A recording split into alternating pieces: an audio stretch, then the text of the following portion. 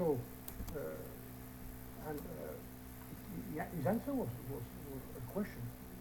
How can we do to be sure that you will be, Michel, the unique negotiator? And my answer was, because I have been a member of the council, I took part a long time ago with Jacques Chirac and Rolando Prodi from meetings.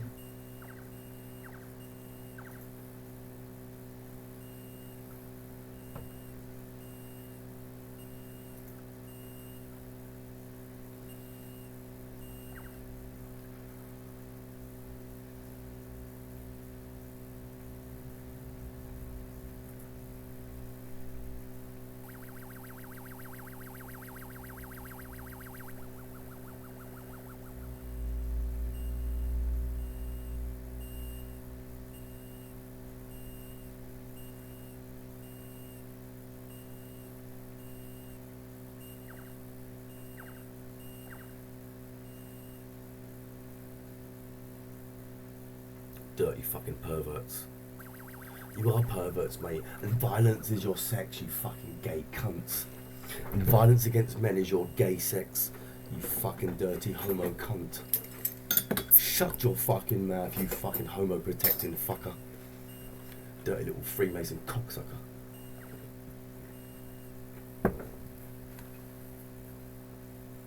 Don't blame me for what you are. Ugh.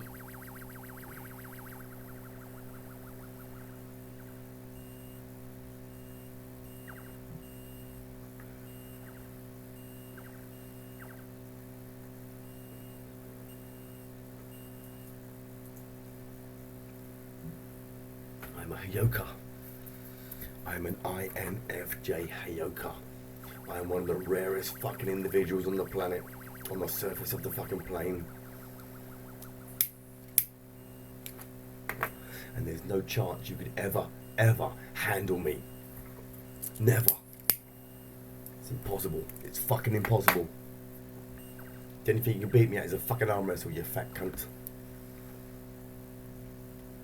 If it was a fight, you wouldn't be able to fucking touch me. You would not be able to touch me, mate. And if we had to meet in the street, mate, you wouldn't even be able to touch me.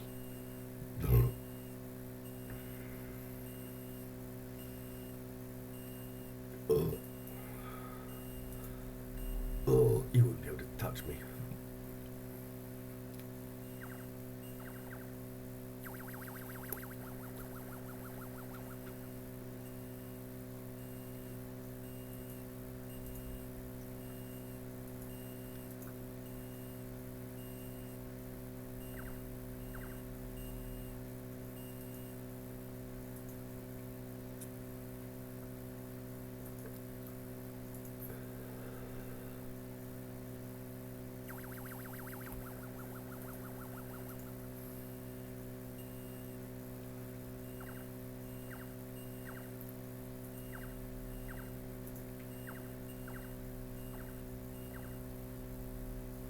If they want to be. If they want to be, yeah. But they shouldn't be put on the front line to fucking fight combat with men, because they will lose every fucking time. You will lose every fucking time.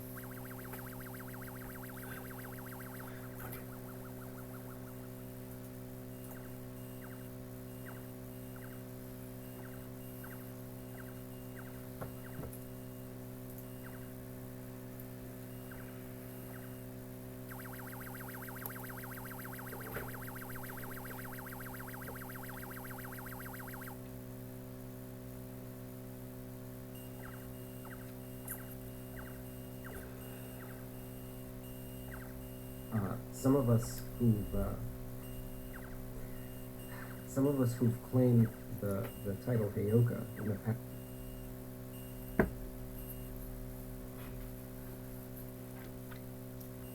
I'm one of the rarest individuals on the face of the fucking plane. And there's not one of you can fucking handle me in any department. Put our money where our mouth is. And that's happening with shamanic initiation, right?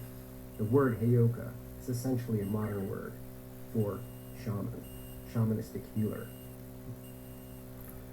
And for you to earn that label, you have to go through something Fucking akin to narcissists. hell.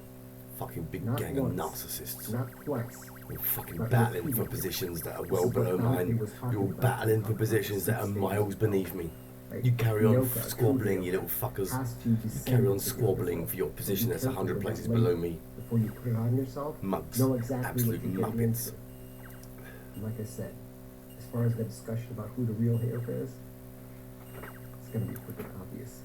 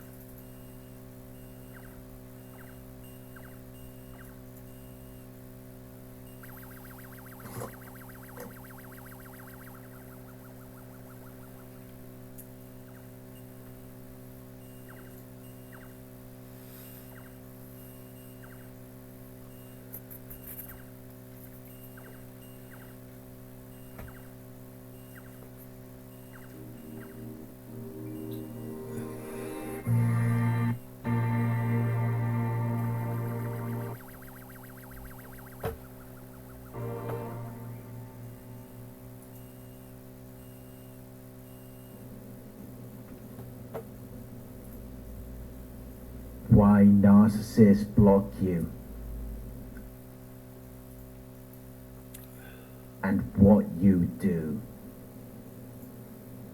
The narcissist wants to charm you. They want you to be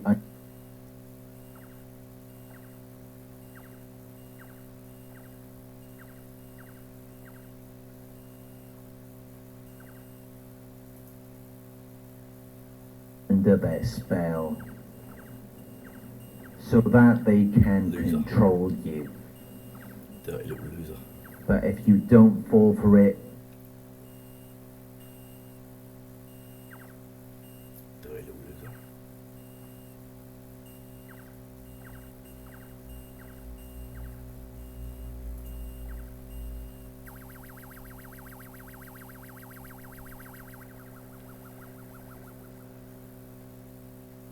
Dirty little losers. The EPA, especially under Christy Todd Whitman, was a criminal organization that knowingly knew that after 9/11 in New York City, the air was toxic. They tested the air, they got the results, and guess what they did?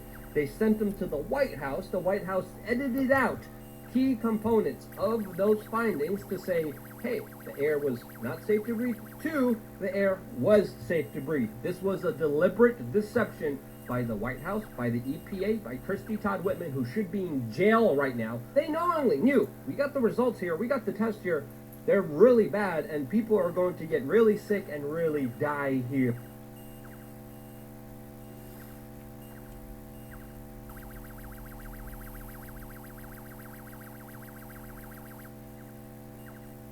What are we going to do about that? Oh, let's just tell everyone the air is safe to breathe. Let's hide these documents. Let's hide these findings. They went on national television. The corporate media regurgitated their lies, and tens of thousands of people had their lives hindered and lost. So you're telling me right now we should be trusting the EPA. You're telling me that you're not smart at all, and you're not paying attention to what's really going on here in this world.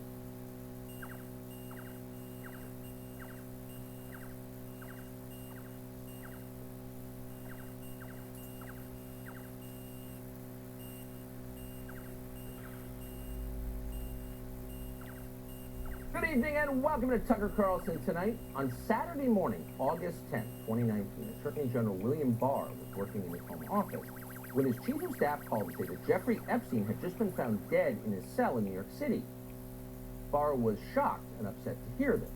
His first reaction, as he recounts in his memoir, was to worry that some people in America might not buy the idea that Jeffrey Epstein had killed himself.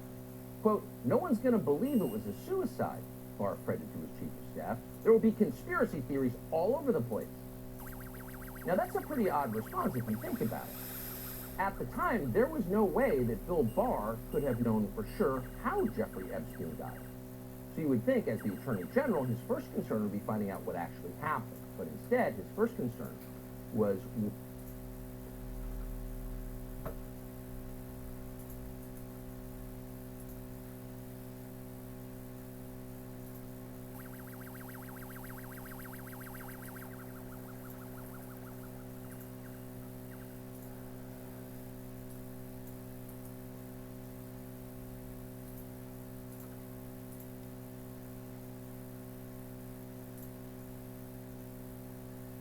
worried that the public might jump to unapproved conclusions about what happened.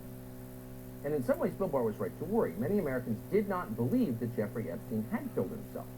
Given the strange circumstances of his death, stranger even than most people understood at the time, it was going to take a sustained public relations campaign to convince Americans that Jeffrey Epstein killed himself. But Bill Barr was willing to make the effort. 2 days later, he flew to New Orleans, gave a speech, and said this. I was appalled.